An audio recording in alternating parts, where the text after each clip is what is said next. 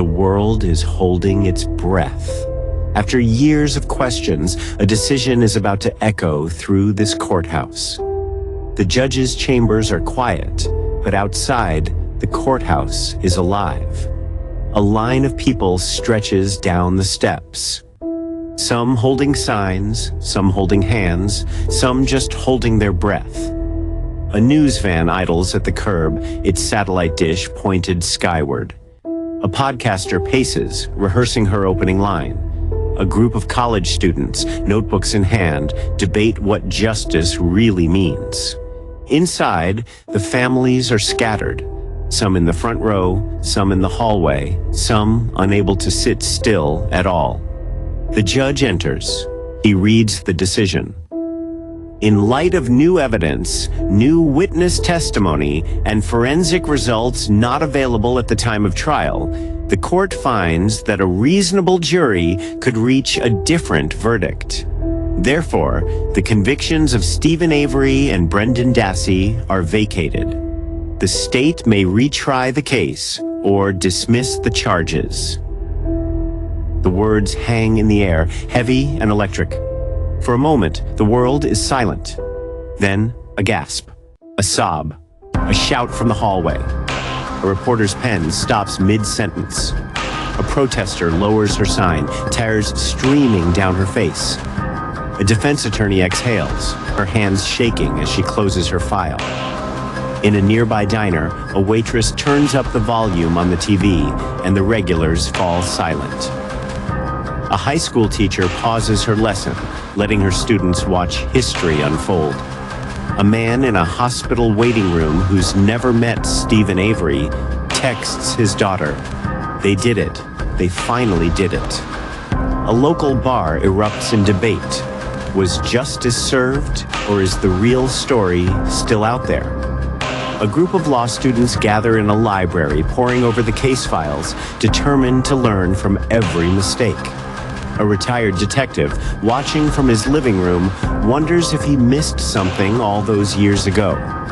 A podcast host records a live reaction episode, voice trembling with emotion. This isn't just about one case. It's about all of us. A neighbor leaves a bouquet of wildflowers on the Avery mailbox, no note attached. A local artist paints a mural downtown, a set of scales. One side heavy with files, the other with a single shining key. Stephen Avery, now 62, steps out of the courthouse, blinking in the sunlight, the air cold and sharp on his face. He's older, his hair streaked with gray, but there's a new light in his eyes. He hugs his family for the first time in years, the embrace awkward but real. He looks around at the world, at the trees, the sky, the crowd, and says, I never thought I'd see this again. I'm ready to start over. Brendan Dassey, now 34, walks through the prison gates, his first steps as a free man uncertain but determined. He's greeted by his mother, who wraps him in a hug that says everything words can't. He smiles, shy but genuine, and says, I want to go home. I want to see the lake. I want to live. He joins a support group for exonerees, sharing his story and listening to others. His world finally open.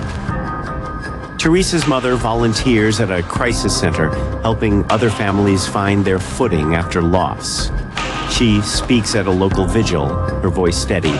We can't change the past, but we can choose what we do with the future. The second woman stands on a stage at a local college, sharing her story with a new generation, her voice steady, her fear replaced by purpose. She's joined by other survivors, and together they start a support group for those who feel invisible. The verdict wasn't an ending, it was a fuse. Within days, the state's attorney called a press conference. The tone wasn't apologetic. It was defiant. They announced they were carefully reviewing all options, including the possibility of a retrial. They stood by the original investigation. Zellner's response was swift and absolute.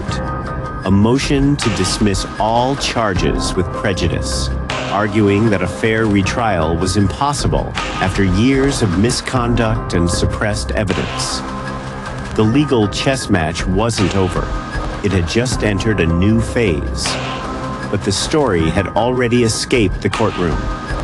The redacted name of the alternate suspect was leaked online. Suddenly, the whispers became a roar. Reporters camped outside his home.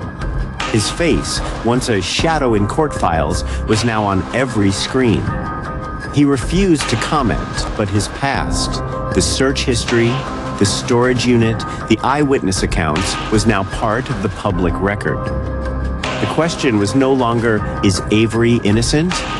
It was now, who is this other man? A law student writes a paper on the case, determined to become a defense attorney. A mother hugs her son a little tighter, grateful for the chance to say, "I love you" one more time. A survivor of another crime finds the courage to speak up, inspired by the second woman's story. A community once divided begins to heal. As the legal battles continue in the background, something unexpected happens.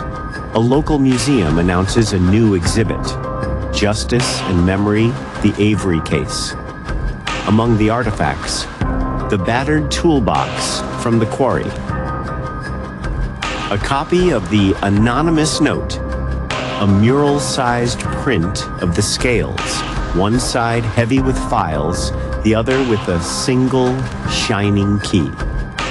And in a glass case, the silver pendant, finally returned to Teresa's family by an anonymous donor.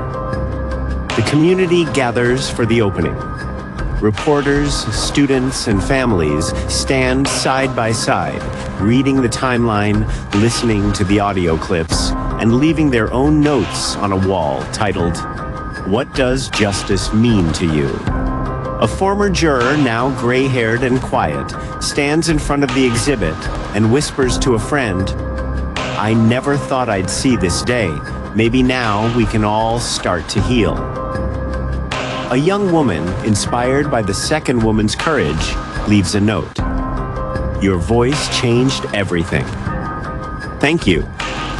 As the camera pans out, the mural glows in the evening light, and the sound of new voices, hopeful, questioning, determined, fills the air. This isn't just the end of a case. It's the beginning of a new conversation, one that belongs to all of us. If you've followed this journey, you know that justice is never simple. It's messy, it's painful, and it rarely offers a clean ending.